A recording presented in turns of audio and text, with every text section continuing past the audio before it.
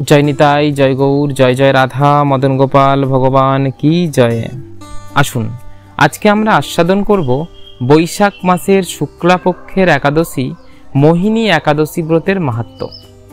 এই মোহিনী একাদশী ব্রত পালন করতে হবে আগামী 19শে মে রবিবার। 19শে মে রবিবার সবাই এই একাদশী ব্রত পালন করবেন।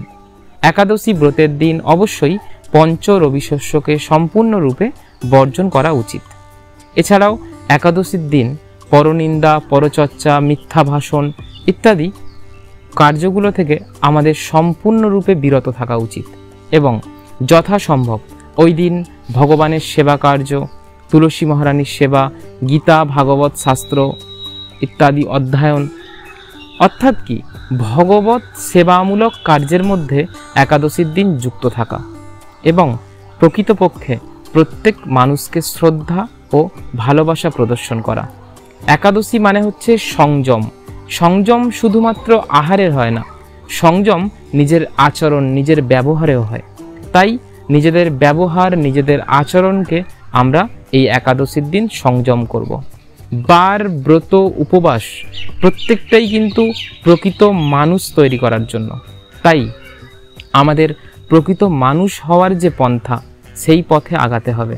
তাই একাদশীর দিন খুব সুন্দরভাবে, শুদ্ধভাবে থাকতে হবে। এবার চলে আসুন, একাদশী ব্রত করলে একাদশী ব্রতের পালন করতে হয়।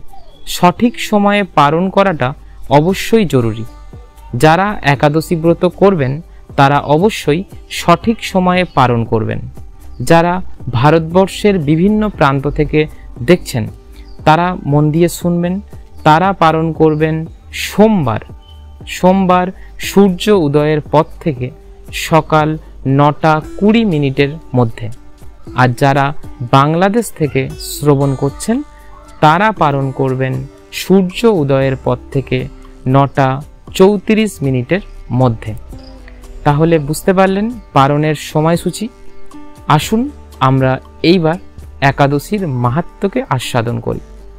আপনারা যারা আমাদের এই ভিডিও দেখছেন তারা পরবর্তী ভিডিওর জন্য প্রস্তুত থাকবেন, কারণ আমাদের নৃসিংহ চতুর্দশী, বুদ্ধ পূর্ণিমা ইত্যাদির মাহাত্ম্য আসতে চলেছে। কুর্ম পুরাণে বৈশাখ শুক্লপক্ষের মোহিনী একাদশীর ব্রত মাহাত্ম্য বর্ণনা করা হয়েছে। মহারাজ যুধিষ্ঠির বললেন, হে জনার্দন, বৈশাখ শুক্লাপক্ষিয়া একাদশীর কি নাম, কি ফল, কি বিধি, এই সকল কথা আমার নিকট বর্ণনা করুন। উত্তরে ভগবান শ্রীকৃষ্ণ বললেন, হে ধর্মপুত্র, আপনি আমাকে যে প্রশ্ন করেছেন, পূর্বে শ্রী রামচন্দ্র ও বশিষ্ঠের কাছে এই একই প্রশ্ন করেছিলেন। তিনি জিজ্ঞাসা করেছিলেন, হে মণিবর, আমি জনকনন্দিনী সীতার বিরহজনিত কারণে বহু দুঃখ পাচ্ছি। তাই একটি উত্তম ব্রতের কথা আমাকে বলুন, যার দ্বারা সর্বপাপ ক্ষয় ও সর্বদুঃখ বিনষ্ট হয়। এই কথা শুনে বশিষ্ঠদেব বললেন, হে রামচন্দ্র, তুমি উত্তম প্রশ্ন করেছ। যদিও তোমার নাম গ্রহণেই মানুষ পবিত্র হয়ে থাকে, তবুও লোকের মঙ্গলের জন্য তোমার কাছে সর্বশ্রেষ্ঠ ও পরম পবিত্র একটি ব্রতের কথা বলছি। বৈশাখ মাসের শুক্লাপক্ষিয়া একাদশী মোহিনী নামে প্রসিদ্ধা। এই ব্রত প্রভাবে মানুষের সকল পাপ, দুঃখ ও মোহজাল অচিরেই বিনষ্ট হয়। তাই মানুষের উচিত সকল পাপ ক্ষয়কারী ও সর্বদুঃখ বিনাশী এই একাদশী ব্রত পালন করা। একাগ্র চিত্তে তার মহিমা তুমি শ্রবণ করো। এই কথা শ্রবণ মাত্রেই সমস্ত পাপ বিনষ্ট হয়। পবিত্র সরস্বতী নদীর তীরে ভদ্রাবতী নামে এক সুশোভনা নগরী ছিল। চন্দ্র বংশজাত ধৃতিমান নামে এক রাজা সেখানে রাজত্ব করতেন। সেই নগরীতেই ধনপাল নামে এক বৈশ্য বাস করতেন। তিনি ছিলেন পুণ্যকর্মা ও সমৃদ্ধশালী ব্যক্তি। তিনি নলকূপ, জলাশয়, উদ্যান, মঠ ও গৃহ ইত্যাদি নির্মাণ করে দিতেন। তিনি ছিলেন বিষ্ণু ভক্তি পরায়ণ ও শান্ত প্রকৃতির মানুষ। সুমনা, দ্যুতিমান, মেধাবী, সুকৃতি ও ধৃষ্টবুদ্ধি নামে তার 5 জন পুত্র ছিল। পঞ্চম পুত্র ধৃষ্টবুদ্ধি ছিল অতি দুরাচারী। সে সর্বদা পাপ কার্যে লিপ্ত থাকত। পরস্ত্রী সঙ্গ, বেশ্যাসক্ত, লম্পট ও দ্রুতক্রীড়া প্রভৃতি পাপে সে অত্যন্ত আসক্ত ছিল। দেবতা, ব্রাহ্মণ ও পিতামাতার সেবায় তার একেবারেই মতি ছিল না। সে অন্যায় কার্যে রত, দুষ্ট স্বভাব ও পিতৃধন ক্ষয়কারক ছিল। সবসময় সে অভক্ষ ভক্ষণ ও সুরাপানে মত্ত থাকত। পিতা ধনপাল একদিন পথ চলছিলেন। হঠাৎ তিনি দেখতে পেলেন ধৃষ্টবুদ্ধি এক বেশ্যার গলায় হাত রেখে নিঃসংকোচে ঘুরে বেড়াচ্ছে। তার নির্লজ্জ পুত্রকে এভাবে চৌরাস্তায় ভ্রমণ করতে দেখে তিনি অত্যন্ত মর্মাহত হলেন। এই কুস্বভাব দর্শনে ক্রুদ্ধ হয়ে তিনি তাকে গৃহ থেকে বার করে দিলেন। তার আত্মীয় স্বজনও তাকে পরিত্যাগ করল। সে তখন নিজের অলঙ্কার আদি বিক্রি করে জীবন অতিবাহিত করত। কিছুদিন এইভাবে চলার পর অর্থাভাব দেখা দিল। ধনহীন দেখে সেই বেশ্যাগণ তাকে পরিত্যাগ করল। অন্ন বস্ত্রহীন ধৃষ্টবুদ্ধি ক্ষুধা তৃষ্ণায় অত্যন্ত কাতর হয়ে পড়ল। অবশেষে নিজের গ্রামে সে চুরি করতে শুরু করল। একদিন রাজপ্রহরী তাকে ধরে বন্দি করল, কিন্তু পিতার সম্মানার্থে তাকে মুক্ত করে দিল। এভাবে বার কয়েক সে ধরা পড়ল ও ছাড়া পেল, কিন্তু তবুও সে চুরি করা বন্ধ করল না। তখন রাজা তাকে কারাগারে বন্ধ করে রাখলেন। বিচারে সে কশাঘাত দণ্ড ভোগ করল।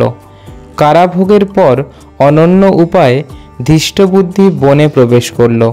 সেখানে সে পশু পাখি বধ করে তাদের মাংস ভক্ষণ করে অতি দুঃখে পাপময় জীবনযাপন করতে লাগল। দুষ্কর্মের ফলে কেউ কখনো সুখী হতে পারে না। তাই সেই ধৃষ্টবুদ্ধি দিবারাত্রি দুঃখ শোকে জর্জরিত হলো। এভাবে অনেক দিন অতিবাহিত হলো। কোনো পুণ্য ফলে সহসা একদিন সে কৌণ্ডিন্য ঋষির আশ্রমে উপস্থিত হলো। বৈশাখ মাসে ঋষিবর গঙ্গা স্নান করে আশ্রমের দিকে প্রত্যাবর্তন করছিলেন। শোকাকুল ধৃষ্টবুদ্ধি তার সম্মুখে উপস্থিত হলো। ঘটনাক্রমে ঋষির বস্ত্র হতে এক বিন্দু জল তার গায়ে পড়ল। সেই জল স্পর্শে তার সমস্ত পাপ দূর হলো।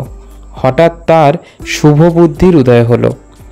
ঋষির সামনে সে কৃতাঞ্জলি পুটে প্রার্থনা করতে লাগলো, হে ঋষি শ্রেষ্ঠ, যে পুণ্য প্রভাবে আমি এই ভীষণ দুঃখ যন্ত্রণা থেকে মুক্তি লাভ করতে পারি তা কৃপা করে আমাকে বলুন। ঋষিবর বললেন, বৈশাখ মাসের শুক্লপক্ষে মোহিনী নামে যে প্রসিদ্ধ একাদশী আছে, তুমি সেই ব্রত পালন করো।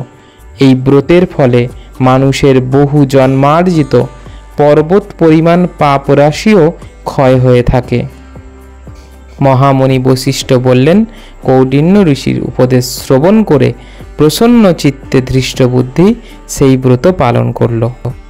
হে মহারাজ রামচন্দ্র, এই ব্রত পালনে সে নিষ্পাপ হল, দিব্য দেহ লাভ করল। অবশেষে গরুড়ে আরোহণ করে সকল প্রকার উপদ্রবহীন বৈকুণ্ঠ ধামে গমন করল। হে রাজন, ত্রিলোকে মোহিনী ব্রত থেকে আর শ্রেষ্ঠ ব্রত নেই। যজ্ঞ, তীর্থদর্শন, দান ইত্যাদি কোনো পুণ্যকর্মই এই ব্রতের সমান নয়। এই ব্রত কথা শ্রবণ কীর্তনে সহস্র গোদানের ফল লাভ হয়। আসুন, যারা ইউটিউব থেকে শ্রবণ করছেন তারা অবশ্যই আমাদের চ্যানেলটি সাবস্ক্রাইব করবেন, আর যদি ফেসবুক থেকে দেখেন তাহলে অবশ্যই আমাদের পেজটি ফলো করবেন, আর বিশেষ করে এই ভিডিওটি প্রিয়জনের মাঝে শেয়ার করতে ভুলবেন না।